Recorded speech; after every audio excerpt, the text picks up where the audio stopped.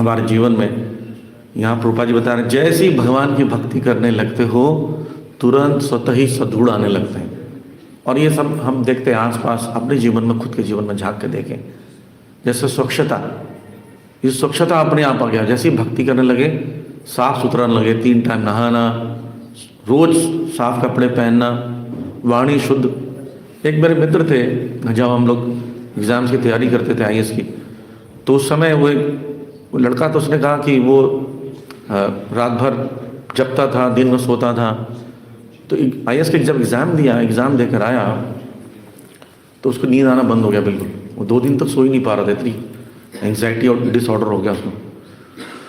तो मैं सुबह सुबह माला कर रहा था, जब कर रहा था, तो वो मेरे को आया, मुझे देखा, बोला अरे क्या हुआ, एग्ज़ाम खराब हो गया क्या? वो पहली बार मुझे स्वरूप में देखा, धोती कुर्ते में माला करते हुए। तो सोचा ये बाबा जी बन गया कि एग्ज़ाम खराब हो गया। बोला नहीं, मैं रोज़ करता हूँ, बड़ी शांति मिलती है। तो बोलते मुझे नींद आ जाएगी इससे। बोला नींद, ये तो उसका अधिकार है, माला जपते साथ ही नींद आती है, करके देखो। फिर मैंने उसको पहली बार माला दी। माला करते करते उसने एक माला करते उसको नींद आया। वो मेरे कमरे में सो गया, 12 घंटा सोया। बोलता है क्या जादू कर दिया तुमने, बड़ी खतरनाक नींद आई मुझे।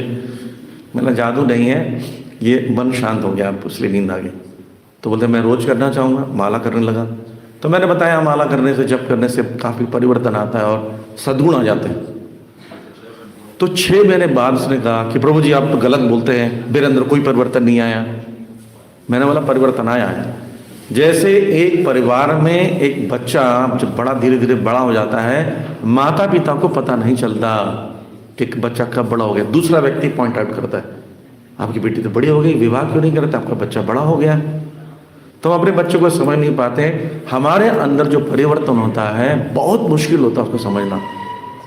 मैंने बोला 6 महीने पहले जिससे मिलते थे उसके पास जाओ, उनसे पूछो।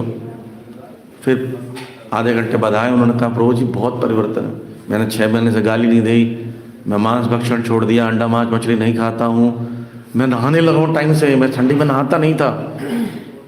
तो हमारे अंदर परिवर्तन होता है, भक्ति करने से स्वतः हो जाता है, अलग से कुछ करने की जरूरत नहीं। जैसे कई घरों में, दिल्ली में कई घरों में देखा जाता है कि लोग दाल रोटी से काम चलाते थे। मंदिर में ज्वाइन करने के बाद इतने सारे डिशेस सीख गए हैं, घरों में व्यंजन बनते हैं, ठाकुर जी को भोग लगता है नाना प्रकार के। और वो सीखने के बाद में ब्राह्मण दीक्षित होकर मंदिर में कुकिंग भी करते हैं विग्रहों के लिए।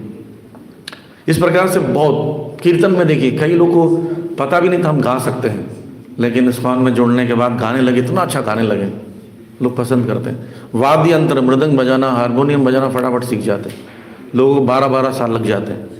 तो इस प्रकार से अपने आप ही ये स्वतः महान गुण आ जाते हैं। लेकिन हराओ भक्त से कुतो महत गुणा, लेकिन हरि का अभक्त है उसके अंदर महान गुण नहीं है। भले वो कितना ही बाहरी भौतिक गुण दिखे, पर वो गुण योग्य नहीं माना जाता है, क्योंकि वो भगवत धाम जाने के मार्ग में अग्रसर करने वाला नहीं है।